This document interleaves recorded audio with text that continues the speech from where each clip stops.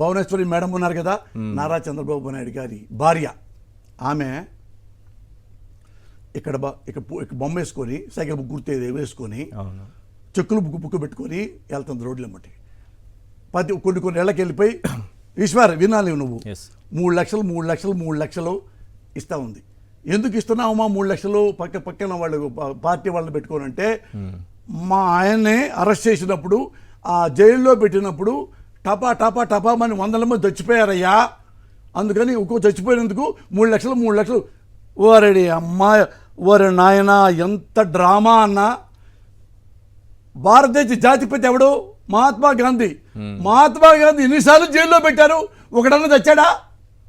ఇదే పాయింట్ బాగుంది. ఒకడన్నా చచ్చాడా? ఆయన జాతి పిత, ఎప్పుడు చావలా.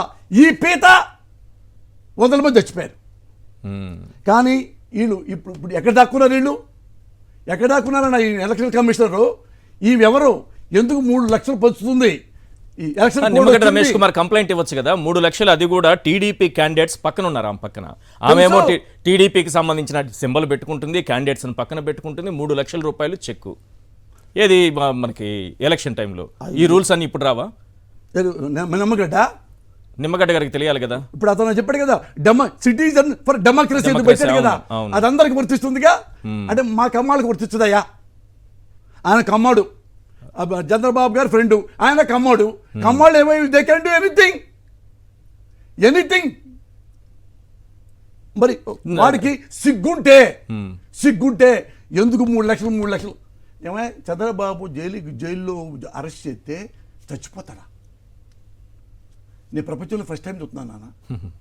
ప్రపంచంలో మీరు చెప్పిన ఎగ్జాంపుల్ మహాత్మా గాంధీ జాతిపితను జైల్లో పెడితేనే ఇది పెట్టండి. ఇప్పుడు మీరు అనుకుంటున్నారు, అయ్యో కాళ్ళు లేని వాడిని, చేతులు లేని వాడిని ఏడిపిస్తున్నారే చంద్రబాబు అన్నారు. చంద్రబాబుని ఎవరు ఏడిపించారో, ఎవరు చెప్పారో తెలుసా? ది గ్రేట్ ఎన్టీ రామారావుని. ఎన్టీ రామారావుకి వినన్నా, ఇది మా కమ్మ సోదరులు సోదరిమణులు పర్ఫెక్ట్గా వినాలి. ఇప్పుడు కమ్మ అంటే కమ్మ కులానికి గౌరవం తెచ్చినవాడు, one of the legend NT Rama Rao. Proud like తెలిసి ఆయన కమ్మ, మా కమ్మ కులంలో పుట్టాడు ఎన్టీ రామారావు, ఎంత గొప్పవాడు అనుకున్నాం. అలాంటి వాడిని కన్నేసి ఆ పదవి లాక్కొని మెడబెట్టి బయటికి నెట్టి చెప్పుతో కొడితే రామారావు గారికి 2 చేతులు పక్షవాతం వచ్చింది, 3 సార్లు హార్ట్ అటాక్ వచ్చింది, కాలు పనిచేయలేదు, విపరీత షుగరు, స్నానం చేయలేడు, అన్నం తినలేడు. లక్ష్మీపార్వతి ఇల్లాలు మహా ఇల్లాలనే వెలయాలు చేసిన మొత్తం గొప్ప మా కమ్మ నాయకులు ఎవడంటే ఈ చంద్రబాబు గారు, ఈ రామోజీ గారు, ఈ రాధాకృష్ణ గారు, ఈ బిఆర్ నాయుడు గారు. అన్నా ఇప్పుడు ఇక్కడ ఉంటే ఇప్పుడు ఈ నలుగురు తలుచుకుంటే లేదు, పోసాని కొజ్జా, కోసాని పిల్లలు పోసాని కాదు అని కూడా చెప్పగలరు. ఎందుకలా? అరే వాళ్ళ దగ్గర ఉంది. అరే మోడీయే వస్తాడు కన్నా ఇతనంటే, మోడీయే భయపడిపోతాడు కదా చంద్రబాబు అంటే. ఇదే మోడీని, రే మోడీ నువ్వు కేడివిరా, నీ పెళ్ళాం లేదు, నా పెళ్ళాం ఉంది, నీ కొడుకాడు, నా కొడుకుంది. ఇలాంటి మాటలు ఒక హానెస్ట్ ప్రధానమంత్రిని ఎవడైనా అంటాడన్నా? ఒక మానవత్వం ఉన్నాడు, అనగలిగాడు. ఏం చేయగలిగాడు చెప్పండి? ఏం చేయగలిగాడు? 2000 మంది ముస్లింలు చంపేశాడంట నరేంద్ర మోడీ. ఆయనే కదా ఇప్పుడు ఇండియాలో one of the tallest honest person. అతను ఎవడు మాట్లాడే? ఎందుకు మాట్లాడంటే ఆంధ్రప్రదేశ్లో ఉన్నది చంద్రబాబు బీజేపీ, ఒరిజినల్ బీజేపీ కాదు, చంద్రబాబు బీజేపీ. దానికి హెడ్ ఏమన్నా పురంధేశ్వరి అయింది కదా. ఇప్పుడు దీనికి వచ్చిన ఎన్టీ రామారావు నడవలేడు, ఆమె టాయిలెట్కి తీసుకెళ్ళుద్ది, ఆమె స్నానం చేపిస్తుంది లక్ష్మీకుమారి గారు, లక్ష్మీ పార్వతి గారు, అన్నం పెట్టేవాళ్ళు. చివరికి ఆయనకి పాపం చేతులు పనిచేయక నడవలేక ఇక పెద్ద డాక్టర్ దగ్గరికి వెళ్ళిపోదామని చెప్పి బ్యాంకులో 75 లక్షలు ఉన్నాయి రాజా, పార్టీ బ్యాంకులో. అందులో 30 లక్షలు తీసుకురా చెప్పి దేవినేని నెహ్రూని పంపించాడు. అర్థమైందా?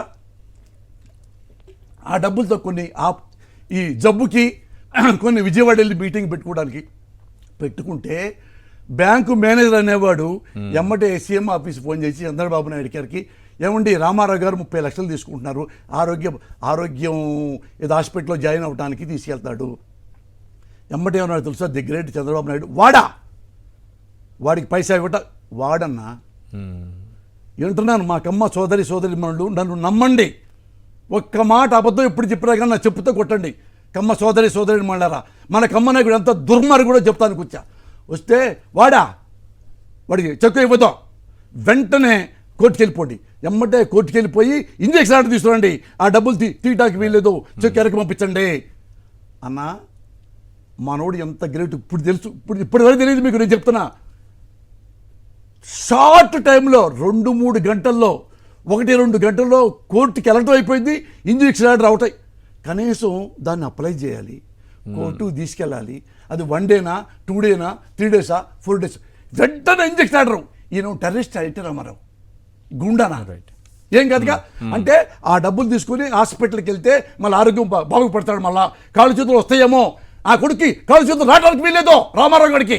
అంటే ఆ డబ్బులన్నా ₹1 కూడా ఇవ్వకుండా ఇంజక్షన్ ఆర్డర్ తీసుకొచ్చారు. పదవి కోసం ఎన్టీ రామారావు అని అలా చేశారు. కాదన్న జనాలు మీరు ఇంజక్షన్ ఆర్డర్ తీసుకుంటే రామారావు తెలిసి షాక్ అయిపోయాడు. ఏంట్రా నా డబ్బులు నేను తీసుకుంటే అని ఇంటికి వెళ్ళి ఆ రోజే నన్ను చచ్చిపోయింది పాపం. ఏడ్చి తెల్లారి 2 గంటల దాకా ఏడుస్తూనే నా డబ్బులు నన్ను తిన్నివ్వడా, ఆరోగ్యం చూసుకొనిడా, హాస్పిటల్కి పోనివ్వడా, ఏంటి లక్ష్మి ఏడ్చి లేదండి పర్లేదు, ఏం పర్లేదు. అలా రామారావునే చంపిన వాడు. రైట్, పదవి కోసం అవి చేశారు. ఇప్పుడు అవాతాతలు ఏం చేశారు, వికలాంగులు ఏం చేశారు, వితంతువులు ఏం చేశారు, ఈ కిడ్నీ వ్యాధిగ్రస్తులు ఏం చేశారు. అదేనే అంటారా, రామారావునే చంపినోడు వీడు. ఈ పేదవాళ్ళని, కుంటి వాళ్ళని, గుడ్డి వాళ్ళని నవ్వులేస్తాడన్నా, నవిలి